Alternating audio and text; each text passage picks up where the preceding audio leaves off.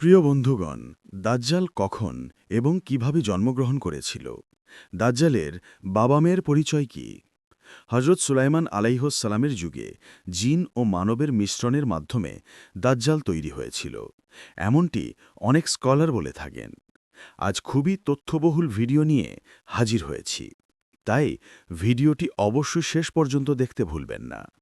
কিয়ামতের পূর্বে এক ভয়ঙ্কর দাঙ্গা ও ফিতনার আবির্ভাব ঘটবে, যার ভয় এবং সন্ত্রাস প্রতিটি যুগের মানুষের মধ্যে পাওয়া যায়। যদি কখনো সাহাবীদের মধ্যে এই ফিতনা ফাসাদের কথা আলোচিত হতো, তাহলে তারা কান্নায় ভেঙে পড়তেন এবং আল্লাহর কাছে আশ্রয় চাইতেন। বন্ধুগণ, হুজুরে পাক সাল্লাল্লাহু আলাইহি ওয়াসাল্লাম ইরশাদ করেছেন যে কিয়ামত সেই পর্যন্ত আসবে না যতক্ষণ না দাজ্জাল পৃথিবীতে আসে। দাজ্জালের আগমনের চিহ্ন ও তার চেহারার ব্যাপারে হুজুর সাল্লাল্লাহু আলাইহি ওয়াসাল্লাম ইরশাদ করেছেন, দাজ্জাল হবে খাটো ও কুৎসিত, এক চোখ অন্ধ হবে, দুই পা বাঁকা হবে, তার শরীরে প্রচুর পরিমাণে লোম থাকবে, তার মাথার চুল হবে কোঁকড়ানো এবং তার গায়ের রং হবে লাল বা বাদামি, তার নাক হবে তোতা পাখির ঠোঁটের মতো এবং তার কপালে কাফের লেখা থাকবে, যা প্রত্যেক মুসলমান পড়তে পারবে, তারা পড়াশোনা জানুক বা না জানুক। তবে কাফির ও ফাসিকরা তা পড়তে পারবে না, তারা যতই শিক্ষিত হোক না কেন। দাজ্জাল যখন পৃথিবীতে আসবে, তখন সে মানুষের সামনে নিজেকে সৎ ও ধার্মিক হিসাবে উপস্থাপন করবে, যাতে মানুষ তার কথা বিশ্বাস করে, কিন্তু ভিতরে সে কাফিরদের মতো নির্দয় হবে। প্রথমে সে নবী হওয়ার দাবি করবে এবং যখন তার অনুসারীরা বৃদ্ধি পাবে, তখন সে নিজেকে খোদা বলে দাবি করবে। দাজ্জাল এক বিশাল বাহনে চড়ে পৃথিবী জুড়ে ঘুরে বেড়াবে, যার দুই কানের মধ্যবর্তী দূরত্ব হবে প্রায় ১২০ ফুট।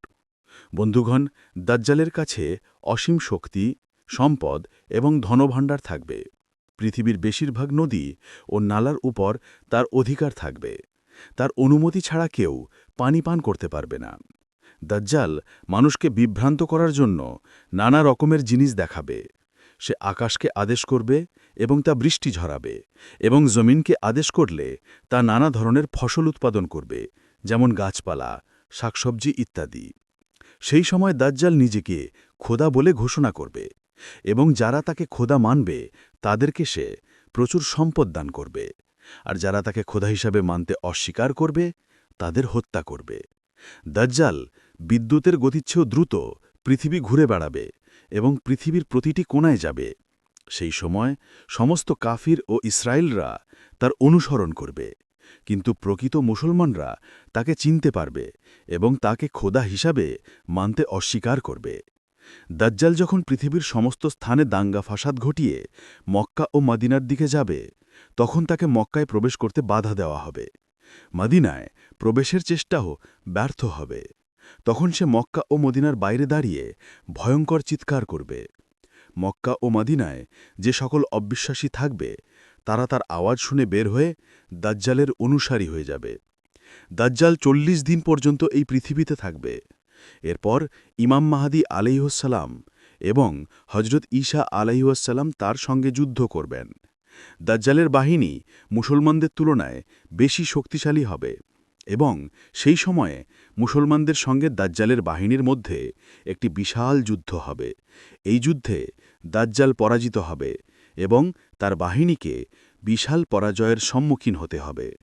দাজ্জাল ঈসা আলাইহিসসালামকে ভয় পেয়ে প্যালেস্টাইনের দিকে পালাবে এবং ঈসা আলাইহিসসালাম তাকে বাবেলুদ নামক স্থানে ধাওয়া করে আল্লাহর নির্দেশে তাকে হত্যা করবেন।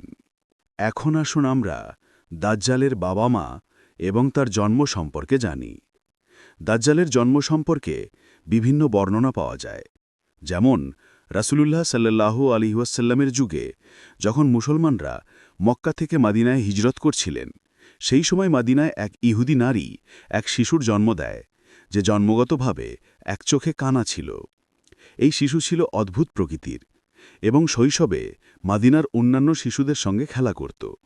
ধীরে ধীরে এই শিশু পরিচিত হতে শুরু করে এবং সে নিজেকে নবী হিসাবে দাবি করতে শুরু করে। তার মা যখন এই বিষয়ে জানতে পারেন, তখন তিনি রাসূলুল্লাহ সাল্লাল্লাহু আলাইহি ওয়াসাল্লামের কাছে যান এবং তাকে সবকিছু জানান। একদিন রাসূলুল্লাহ সাল্লাল্লাহু আলাইহি ওয়াসাল্লাম সাহাবীদের সঙ্গে ওই শিশুর বিষয়ে জানার জন্য তার বাড়ির দিকে রওনা হন। পথে তিনি দেখতে পান ওই শিশু আনসারী শিশুদের সঙ্গে খেলা করছে। ওই শিশুটির নাম ছিল ইবনে সেয়াদ। তখন ইবনে সেয়াদ ছিল কিশোর, কিন্তু এখনও পুরোপুরি যুবক হয়নি। রাসূলুল্লাহ সাল্লাল্লাহু আলাইহি ওয়াসাল্লাম তার দিকে এগিয়ে যান, কিন্তু ইবনে সেয়াদ তা টের পায়নি। রাসূলুল্লাহ তার পিঠে এক থাপ্পড় দিয়ে তাকে জিজ্ঞাসা করলেন, তুমি কি স্বীকার করো যে আমি আল্লাহর রাসূল? ইবনে সেয়াদ রাসূলুল্লাহর দিকে তাকিয়ে বলল, আমি স্বীকার করি যে আপনি আল্লাহর রাসূল। এরপরে ইবনে সেয়াদ বলল, আপনি কি স্বীকার করেন যে আমিও একজন আল্লাহর রাসূল? রাসূলুল্লাহ সাল্লাল্লাহু আলাইহি ওয়াসাল্লাম তার কথায় জবাব না দিয়ে বলেন, আমি আল্লাহ এবং তার সব রাসূলদের উপর বিশ্বাস রাখি। এরপর রাসূলুল্লাহ সাল্লাল্লাহু আলাইহি ওয়াসাল্লাম ইবনে সেয়াদকে জিজ্ঞাসা করেন, তুমি কি দেখছ? ইবনে সেয়াদ জবাব দিল, আমি সমুদ্রের উপর একটি সিংহাসন দেখছি। তখন রাসূলুল্লাহ সাল্লাল্লাহু আলাইহি ওয়াসাল্লাম বলেন, এটি শয়তানের কারসাজি। ইবনে সেয়াদ আরও জানায়, তার কাছে কিছু সত্য ও কিছু মিথ্যা খবর আসে। এটা শুনে রাসূলুল্লাহ সাল্লাল্লাহু আলাইহি ওয়াসাল্লাম বললেন, তাহলে তোমার বিষয়টি অস্পষ্ট হয়ে গেছে। এরপর রাসূলুল্লাহ সাল্লাল্লাহু আলাইহি ওয়াসাল্লাম ইবনে সেয়াদকে বলেন, আমি তোমার জন্য একটি লুকোনো কথা রেখেছি। ইবনে সেয়াদ বললেন, ওটা আদ-দুখান। আমি মানে ধোঁয়া। তখন রাসূলুল্লাহ সাল্লাল্লাহু আলাইহি ওয়াসাল্লাম বললেন, তুমি তুচ্ছ ও অপমানিত। হযরত উমর রাদিয়াল্লাহু তাআলা আনহা তখন বললেন, ইয়া রাসূলাল্লাহ, যদি আপনি অনুমতি দেন আমি তার ধড় থেকে মাথা আলাদা করে দিই। কিন্তু রাসূলুল্লাহ সাল্লাল্লাহু আলাইহি ওয়াসাল্লাম বললেন, তাকে ছেড়ে দাও। যদি সে আসল দাজ্জাল হয় তাহলে তুমি তাকে হত্যা করতে পারবে না, আর যদি সে দাজ্জাল না হয় তাহলে তাকে হত্যা করার প্রয়োজন নেই। মাদিনার লোকেরা ইবনে সেয়াদের সম্পর্কে বলত, কিছু শয়তান তার কাছে আসত এবং তাকে আল্লাহর আরশের খবর দিত। তবে রাসূলুল্লাহ সাল্লাল্লাহু আলাইহি ওয়াসাল্লাম ইবনে সেয়াদ সম্পর্কে কোনো চূড়ান্ত সিদ্ধান্ত দেননি, কারণ আল্লাহর তরফ থেকে কোনো নির্দেশনা আসেনি যে ইবনে সেয়াদ দাজ্জাল কিনা। কিছু সাহাবী তাকে দাজ্জাল মনে করতেন, আবার কিছু সাহাবী তাকে দাজ্জাল মনে করতেন না। ইবনে সেয়াদ সম্পর্কে বিভিন্ন সাহাবীদের মধ্যে মতভেদ ছিল। কিছু সাহাবী তাকে দাজ্জাল বলে মনে করতেন, কারণ তার মধ্যে কিছু দাজ্জালের চিহ্ন ছিল। অনেক মুফাসসিরও বলেন যে ইবনে সেয়াদ হল সেই ব্যক্তি যে কিয়ামতের নিকটে দাজ্জাল হয়ে বের হবে। হজরত ইমাম জারকাহি রহমতুল্লাহ আলাই বর্ণনা করেন যে দাজ্জাল হল সেই ফাসাদ যা আল্লাহ তাআলা হজরত আদম আলাইহিসসালামকে জান্নাত থেকে বের করার সময় সৃষ্টি করেছিলেন। দাজ্জালকে জন্ম থেকে মা বাবাহীনভাবে তৈরি করা হয়েছিল। আমরা যদি সংক্ষেপে বলি, তাহলে দাজ্জালে আগমন কিয়ামতের নিকটবর্তী সময় হবে এবং তার যে চিহ্নগুলি থাকবে সেগুলো আল্লাহর রাসূল সাল্লাল্লাহু আলাইহি ওয়াসাল্লাম তার হাদিসের মধ্যে সুস্পষ্টভাবে বর্ণনা করেছেন। আল্লাহ তাআলার কাছে আমরা দোয়া করি যে আমাদের প্রিয় হাবিব হযরত মুহাম্মদ সাল্লাল্লাহু আলাইহি ওয়াসাল্লামের বরকতে তিনি আমাদের দাজ্জালের ফাসাদ থেকে রক্ষা করুন এবং আমাদের ঈমানকে সুদৃঢ় করুন।